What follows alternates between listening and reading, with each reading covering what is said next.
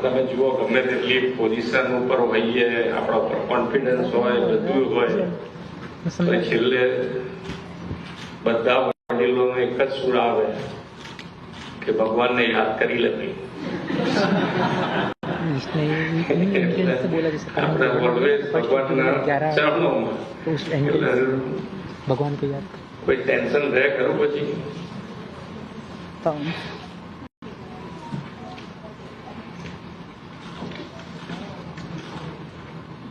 Filmfare એવોર્ડના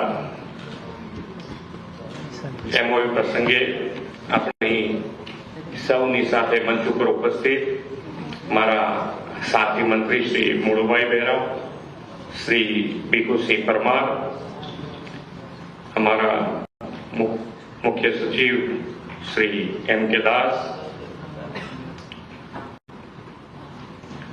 times ग्रुपना managing director Shri Vineet Jain, film निर्माता श्री करण जौहर जी, film अभिनेता श्री विक्रांत मेशी, प्रवासन विभागना सचिव Shri Rajendra Kumar, tourism corporation of Gujarat लिमिटेडना MD प्रभाव जोशी, टाइम्स ग्रुपना डायरेक्टर श्री रोहित गोपाकुमार, आमंत्रित सर्वे महानुभाव, प्रेस मीडिया मित्रों, सौने मारा नमस्कार। विश्व नेता और यशस्वी वडाप्रधान श्री नरेंद्र भाई मोदी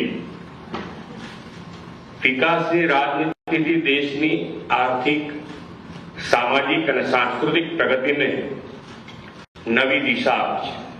व्यवसाय और विकास थाय तेवी नेम राखी है। गुजरातना सर्वांगी विकासना परिणामे पाछला वर्षोमां अन्य इंडस्ट्री साथे फिल्म इंडस्ट्रीनो पण एटलो ज विकास थयो छे। गुजरातमां आंतरराष्ट्रीय स्तरना पर्यटन स्थळोना विकास तथा कुदरती सौंदर्य, रण अने दरियाना कारणे समग्र फिल्म इंडस्ट्री गुजरातना स्ट्रेटेजिक लोकेशन तरफ आकर्षाई छे। गुजरातना आंगणे गए वर्षे सौ प्रथमवार 69मो फिल्मफेर एवोर्डનું ભવ્ય આયોજન થયું। તેની સફળતાના પગલે સતત બીજી વાર ફિલ્મફેર એવોર્ડના આયોજન માટે રાજ્ય સરકાર અને ફિલ્મફેર એવોર્ડના ગુજરાતમાં આયોજનથી રાજ્યની ટુરિઝમ લીગસી અને વિરાસતને સમગ્ર વિશ્વ વધુ સારી રીતે જાણી શકે તે માટે આ એમઓયુ મહત્વપૂર્ણ માઇલસ્ટોન સાબિત થશે। વડાપ્રધાનશ્રીનો વિરાસત બી વિકાસ બીનો મંત્ર પણ સાકાર થશે એવો મને વિશ્વાસ છે।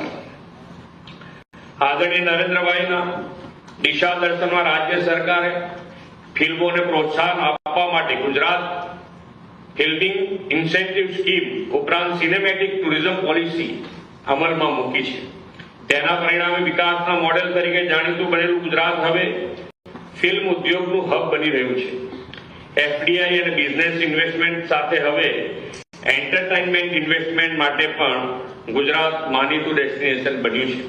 ગુજરાત કોન્સેન્ટ ઇકોનોમીનું પણ એક મોટું સેન્ટર બની રહ્યું છે। થોડા મહિના પહેલા અમદાવાદમાં યોજાયેલા કોલ્ડ પ્લે કોન્સર્ટથી સમગ્ર વિશ્વમાં ચર્ચા છે। 1 લાખની બેઠકની ક્ષમતા ધરાવતું અમદાવાદનું નરેન્દ્ર મોદી સ્ટેડિયમ અનેક લોકો માટે આકર્ષણનું કેન્દ્ર છે। તે દર્શાવે છે કે અમદાવાદ મોટા કોન્સર્ટનું આયોજન કરવા કેપેબલ છે। આદરણીય વડાપ્રધાન શ્રી નરેન્દ્રભાઈ મોદીના નેતૃત્વમાં રાજ્યની ડબલ એન્જિન સરકાર ફિલ્મ ઉદ્યોગના વિકાસ અને સિનેમેટિક ટુરિઝમને પ્રોત્સાહન આપવા માટે પ્રતિબદ્ધ છે તેનો વિશ્વાસ આપતો આજનો આ પ્રસંગ છે। ગુજરાતનો વૈભવશાળી વારસો, ઐતિહાસિક, પ્રાકૃતિક, સાંસ્કૃતિક સ્થળો, Gir forest, statue of unity, કચ્છનું સફેદ રણ, રાણ કી વાવ, મોઢેરા સૂર્ય મંદિર જેવા પ્રવાસન આકર્ષણોને ફિલ્મના માધ્યમથી વિશ્વ સમક્ષ પ્રસ્તુત કરવાનું એક પ્લેટફોર્મ આપણે પૂરું પાડ્યું છે।